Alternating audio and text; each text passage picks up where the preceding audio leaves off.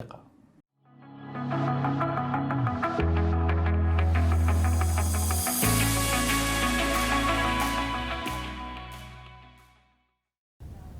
my name is Carol Omer. I'm an artist and certified life coach, and I'm really excited to bring some of the information to you today about using art and creativity for relaxation.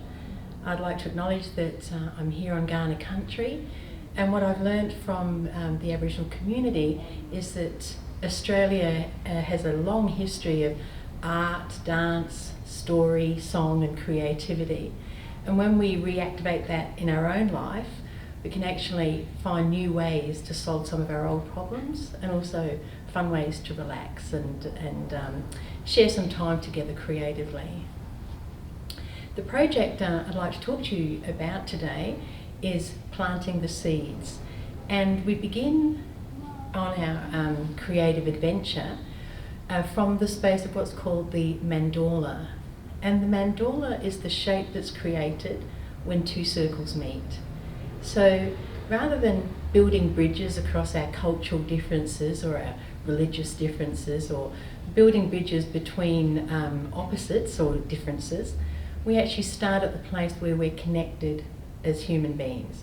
And from that mandala, we acknowledge that we're all family members, community members, mothers, fathers, daughters, sons, granddaughters, and by really connecting in that space, in the shape between the two circles, we celebrate our sameness, and then from outside of that circle, that's where we explore our differences and tell our stories and learn from one another.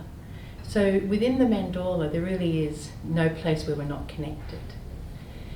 So when we enjoy our creativity in that shared space, in the planting the seeds little workshop, we begin with our with some pots, and so we paint little terracotta pots.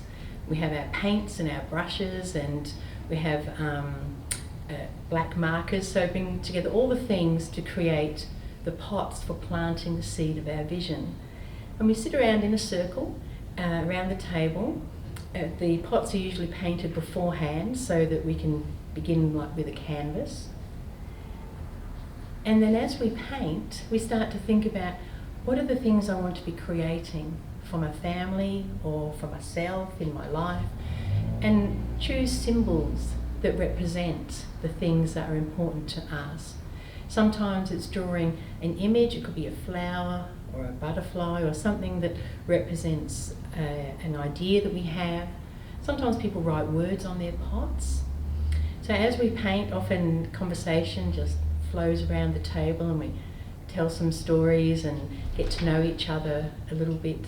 If we're doing this process at home with family, it's a fun way to bring the family together. And then once we've painted the pots, and that can usually take maybe a couple of hours, after they've dried, we spray them with a gloss varnish, and then we fill them with the soil and plant a seed, and we water that seed. And as we water that seed, we think about what it is that we want to be growing in our life. When I did the workshop recently, I shared some information about relaxation as everybody was painting around the table. And so one of the tips that I'd like to share with you is that we all have, and that's in that mandala, we all need oxygen to breathe. We all process air in the same way. And sometimes if we're feeling maybe stressed or worried and our mind's going very busy, just taking a deep breath in,